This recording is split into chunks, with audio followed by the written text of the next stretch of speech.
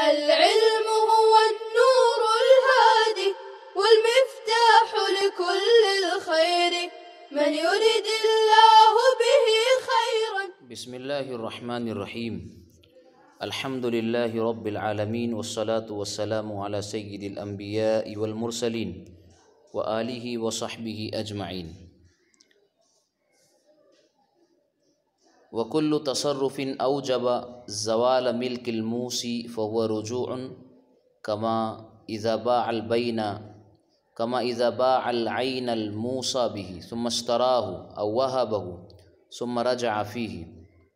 لأن الوصية لا تنفذ إلا في ملكه فإذا أزاله كان رجوعا.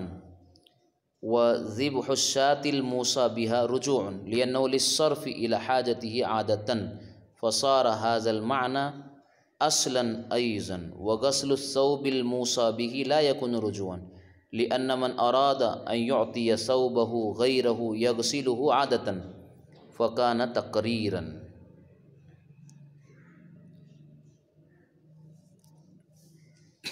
موسی کا کون سا تصرف اس کی ملکیت کو ختم کرے گا اور اسے وصیت سے رجوع مانا جائے گا؟ اس سلسلے میں ہم عبارت کو سمجھنے سے پہلے ایک قاعدہ کلیہ بتلاتے ہیں کہ جب موسی اپنی حاجت میں استعمال کے لیے موصی بہ میں کوئی تصرف کرے، وصیت کرنے والا موصی بہ وصیت کردہ چیز میں اپنی حاجت اور ضرورت کے لیے کوئی تصرف کرے گا تو وہ دلیل رجوع ہے، وصیت سے رجوع مانا جائے گا. بس اسی اصول پر عبارت میں چند صورتیں اور شکلیں بیان کی گئی ہے. جیسے اگر موسی نے موصی بہ کو فروخت کر دیا، اگرچہ بعد میں اس کو خرید لیا، تب بھی یہ فروخت کرنا دلیل رجوع ہے، وصیت سے رجوع مانا جائے گا. یا موسی نے اس کو ہبہ کر دیا، اگرچہ بعد میں رجوع بھی کر لیا، تب بھی ہبہ کرنا، کسی کو بخشش کرنا دلیل رجوع ہے، کیونکہ وصیت تو اپنی ملکیت میں نافذ ہوتی ہے، اور جب اس نے ان تصرفات سے اپنی ملکیت کو ختم کر دیا تو یہ رجوع کی دلیل ہے. اب وہ وصیت کر ہی نہیں سکتا ہے اس کی. ایسے ہی وذبح الشاة الموصى بها رجوع، اگر موسی نے وصیت کی ہوئی بکری کو ذبح کر دیا تو یہ بھی دلیل رجوع ہے، وصیت سے رجوع مانا جائے گا. اس لیے کہ عادتاً یہی ہے کہ ذابح اپنے لیے ذبح کرتا ہے، لِأَنَّهُ لِلصَّرْفِ إِلَى حَاجَتِهِ عادتاً، گویا اس نے اپنے ضرورت اور کھانے کے لیے اس کو ذبح کیا ہے. اس کے برعکس اگر موسی نے موصی بہ جو کپڑا ہے، جس چیز کی وصیت کیا ہے موسی نے، وہ کپڑا ہے، اگر اس کو دھویا تو یہ دھونا رجوع نہیں مانا جائے گا. اس لیے کہ عادتاً ایسا ہوتا ہے کہ جو کوئی اپنا کپڑا دوسرے کو دیتا ہے تو وہ دھو کر ہی دیتا ہے، صاف کر کے دیتا ہے. اس لیے اس کو اپنی ضرورت میں نہیں بلکہ دوسرے کو دینے کے لیے ہے، تو یہ دلیل رجوع نہیں شمار کیا جائے گا، بلکہ یہ تو وصیت کو مزید ثابت کرنا اور مؤکد کرنا ہے. اسی کو کہا لِأَنَّ مَنْ أَرَادَ أَنْ يُعْطِيَ ثَوْبَهُ غَيْرَهُ يَغْسِلُهُ عَادَةً، جو کسی کو اپنا کپڑا دوسرے کو دیتا ہے تو وہ اسے عام طور پر دھویا کرتا ہے. فَكَانَ تَقْرِيرًا، تو گویا یہ دھونا وصیت کو مزید پختہ کرنا ہے. قال، امام القدوری کہتے ہیں کہ وَإِنْ جَحَدَ الْوَصِيَّةَ لَمْ يَكُنْ رُجُوعًا كذا ذکرہ محمد رحمہ اللہ وقال ابو یوسف رحمہ اللہ یکن رجوعا. اب ایک بات یہ کہ اگر سرے سے موسی نے وصیت سے رجوع کی بجائے انکار ہی اگر کر دیا، ماقبل میں تو ایسے افعال ذکر کیے گئے جو دلیل رجوع ہے، لیکن اگر اس نے انکار کر دیا کہ میں نے وصیت کیا ہی نہیں تو کیا حکم ہے؟ تو مصنف رحمۃ اللہ علیہ نے یہاں دو قول پیش کیے، ایک امام محمد رحمۃ اللہ علیہ کا اور ایک امام ابو یوسف رحمۃ اللہ علیہ کا. تو امام محمد رحمۃ اللہ علیہ نے ذکر کیا کہ یہ انکار رجوع نہیں ہوگا، لم یکن رجوعا کما ذکرہ محمد، اور امام ابو یوسف کہتے ہیں کہ یہ انکار رجوع مانا جائے گا. حضرت امام ابو یوسف رحمۃ اللہ علیہ کی دلیل پیش کرتے ہوئے صاحب ہدایہ کہتے ہیں لِأَنَّ الرُّجُوعَ نَفْيٌ فِي الْحَالِ، اس لیے کہ رجوع تو حال کی نفی ہے، حال میں نفی کرنا ہے وصیت کی۔ وَالْجُحُودُ نَفْيٌ فِي الْمَاضِي، اور انکار یہ ماضی میں نفی ہے کہ میں نے وصیت نہیں کیا تھا۔ رجوع کی حقیقت یہ کہ اس میں ماضی کے اندر وصیت کا اثبات ہے اور فی الحال اس کی نفی ہے، اور انکار وصیت کا مطلب یہ ہے کہ ماضی میں بھی انکار ہے اور حال میں بھی انکار ہے۔ تو جب فی الحال کے انکار سے رجوع ہو جاتا ہے، امام ابو یوسف کہتے ہیں حال میں انکار کرنے سے رجوع ہو جاتا ہے، تو ماضی اور حال دونوں کی نفی سے بدرجہ اولا رجوع ہو جائے گا، کیونکہ انکار وصیت کا مطلب ماضی میں بھی انکار اور حال میں بھی انکار۔ تو جب فی الحال انکار سے رجوع ہوگا تو انکار کی صورت میں جب ماضی اور حال دونوں میں نفی موجود ہے تو بدرجہ اولا رجوع ہو جائے گا۔ اسی کو کہا والحال فاولا والجحود نفی فی الماضی والحال فاولا ان یکون رجوعا، تو انکار کے نتیجے میں بدرجہ اولا یہ رجوع مانا جائے گا۔ ولی محمد رحمہ اللہ سے امام محمد رحمۃ اللہ علیہ کی دلیل پیش کی جا رہی ہے کہ ولی محمد ان الجحود نفی فی الماضی والانتفاء فی الحال ضرورت ذالک۔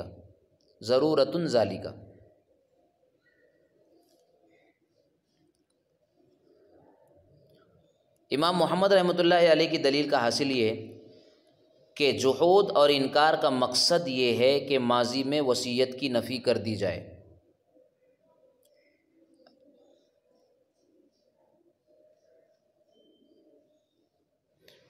اور جب ماضی میں نفی کر دی گئی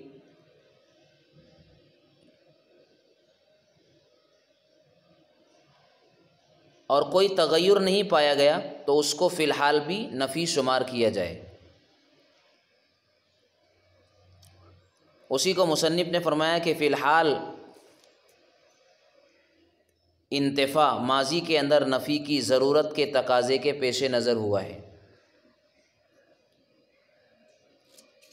گویا کہ موسی وصیت کر چکا ہے لیکن اب وہ اس کا انکار کرتا ہے، تو معلوم ہوا کہ موسی کاذب ہے، اور جب اس کا کاذب ہونا ثابت ہو گیا تو اس کے انکار کی وجہ سے ماضی کے اندر نفی ثابت نہ ہوں گی بلکہ باطل ہوں گی، اور جب ماضی کی نفی باطل ہو گئی تو حال کی نفی بدرجہ اولا باطل ہوں گی، اور یہ موسی کا انکار لغو مانا جائے گا۔ اسی کو کہا والانتفاء فی الحال ضرورت ذالک، کہ حال میں انتفاع اس کی ضرورت کے پیش نظر ہے، حال میں منتفی ہونا اس کی ضرورت کی وجہ سے ہے، اور جب کہ کذب فی الحال ثابت ہے وَإِذَا كَانَ ثَابِتًا فِي الْحَالِ كَانَ الْجُحُودُ لَغْوًا، تو انکار کرنا یہ لغو ہوگا۔ لِأَنَّ الرُّجُوعَ اثبات فی الماضی، دوسری دلیل دے رہے ہیں، اور اس لیے کہ ماضی میں اثبات اور حال میں نفی کرنا، حال میں نفی کرنا ہے اور انکار کرنا ماضی اور حال میں نفی کرنا ہے، دونوں میں، تو حقیقتاً رجوع نہ ہوگا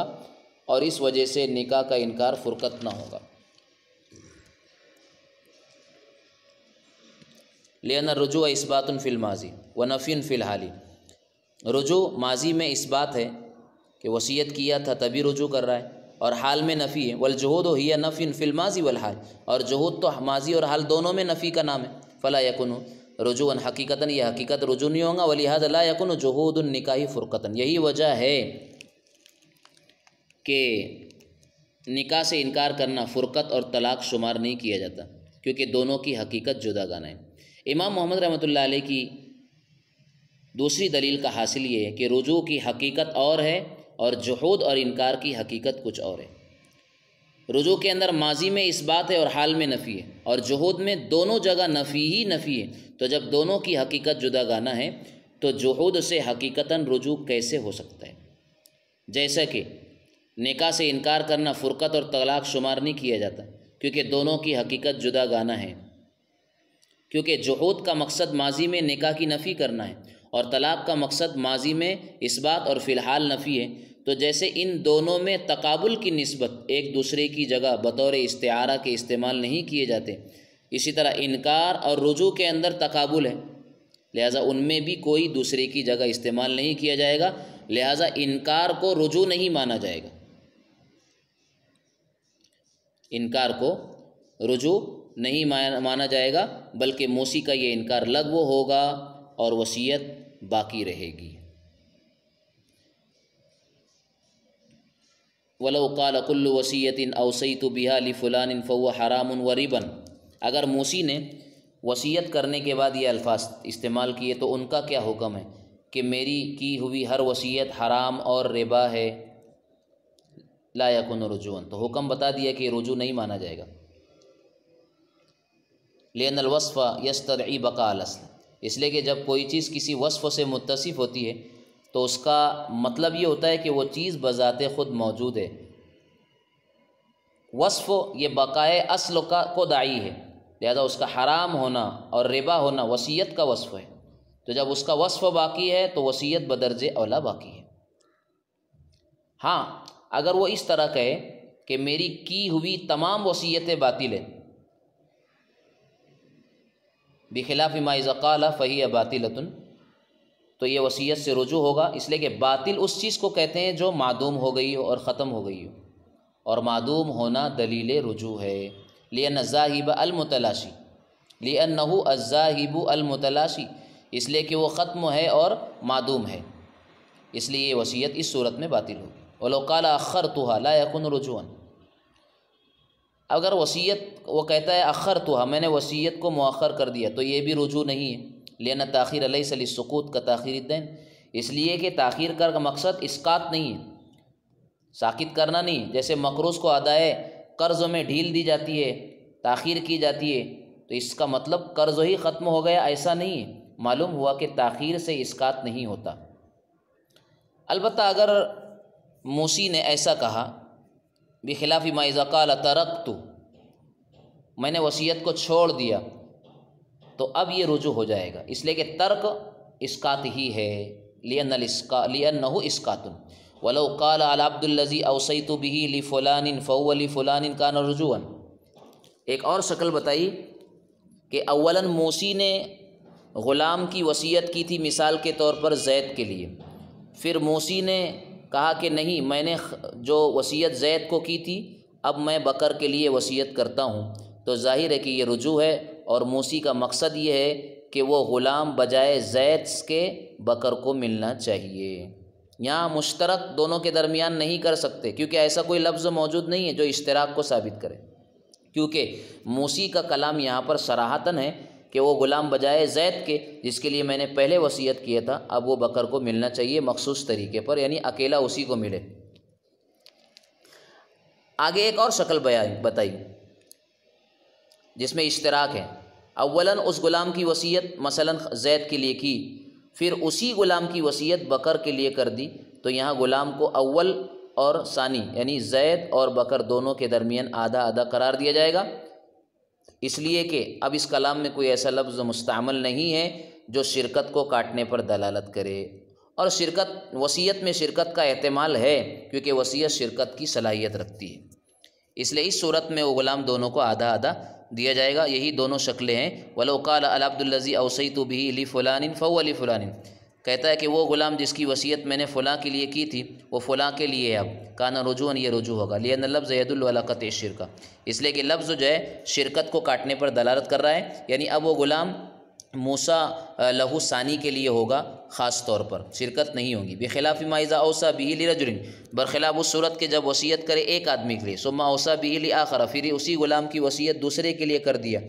تو اس صورت میں اشتراک ہے، لأن المحل يحتمل الشرکہ، اس لیے کہ غلام جو ہے جو محل ہے وہ شرکت کا احتمال رکھتا ہے، واللفظ صالح لها، اور یہاں لفظ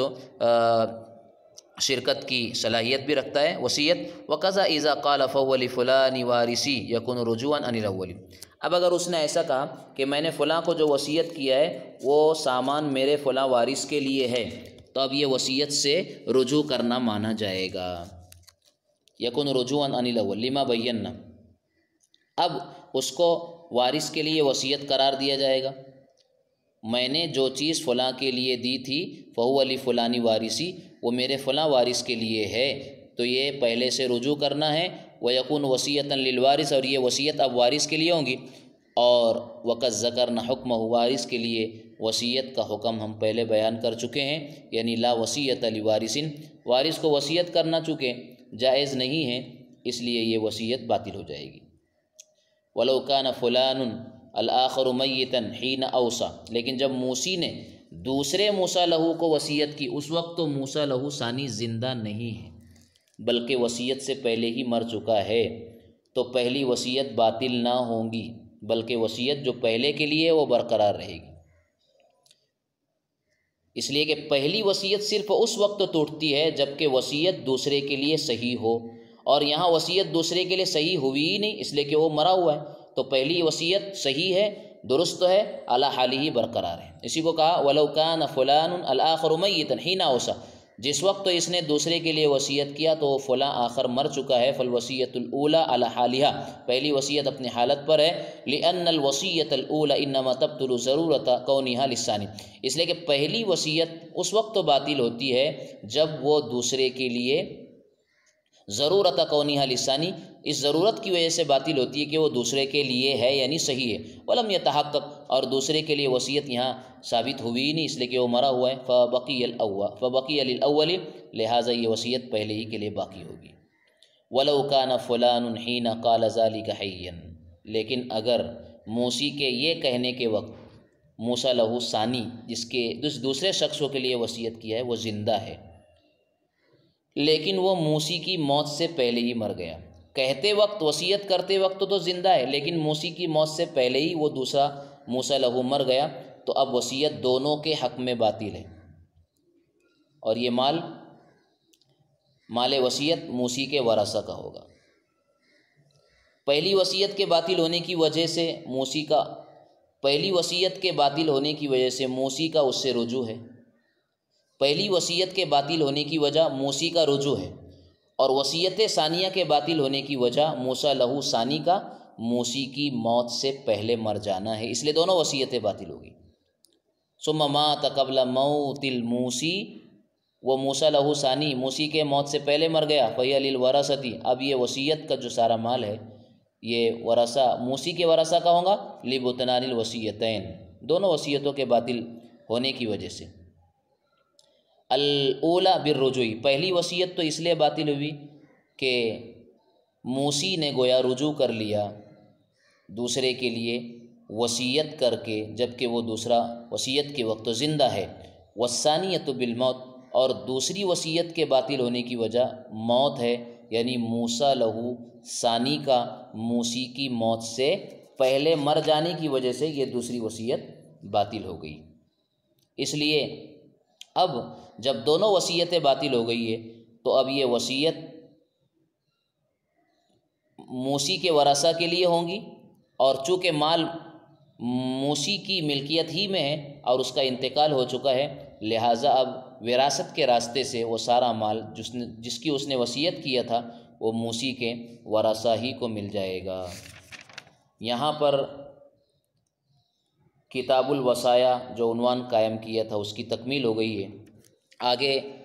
صاحب ہدایہ رحمۃ اللہ علیہ جو باب قائم کر رہے ہیں وہ باب الوصیۃ بثلث المال کا ہے۔ کتاب الوصایا کے مسائل عامہ کا جو محور ہے وہ ثلث مال ہے، کیونکہ شریعت نے آخری دم اپنے مال میں تہائی میں تصرف کرنے کا اختیار وصیت کی شکل میں دیا ہے، اس لیے کتاب الوصایا کے مقدمات کو بیان کرنے کے بعد اب ان مسائل کو بیان کیا جا رہا ہے جو ثلث مال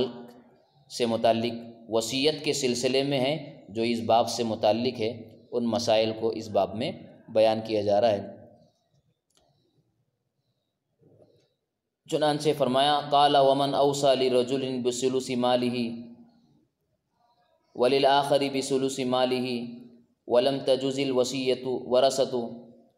فالثلث بينهما لأنه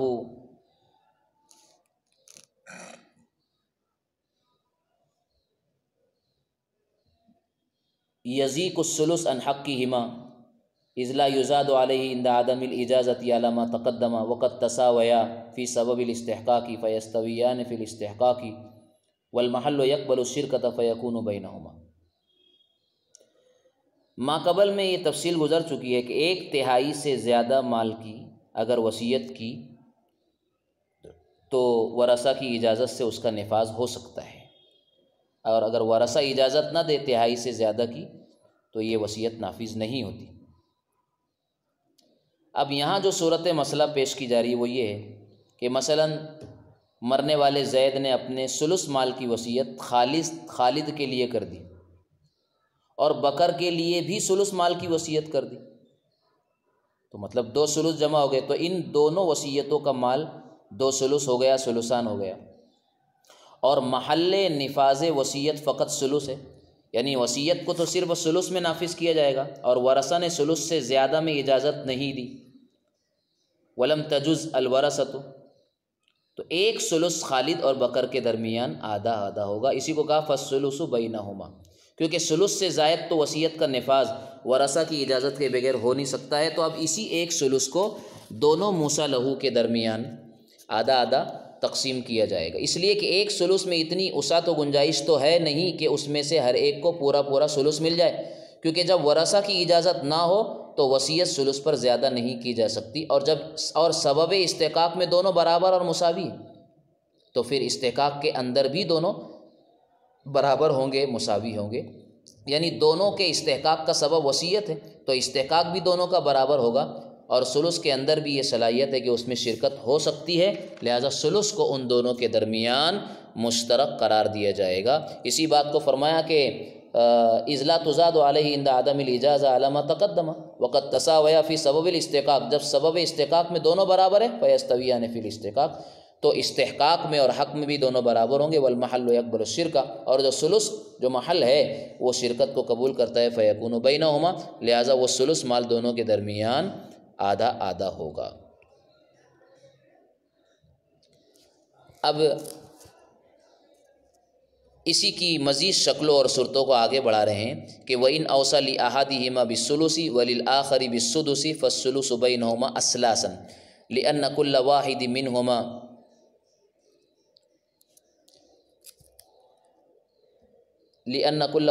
مِّنْهُمَا السلام عليكم، لا تنسوا الاعجاب بالفيديو والاشتراك في القناة تشجيعا لنا لنستمر بنشر المزيد إن شاء الله.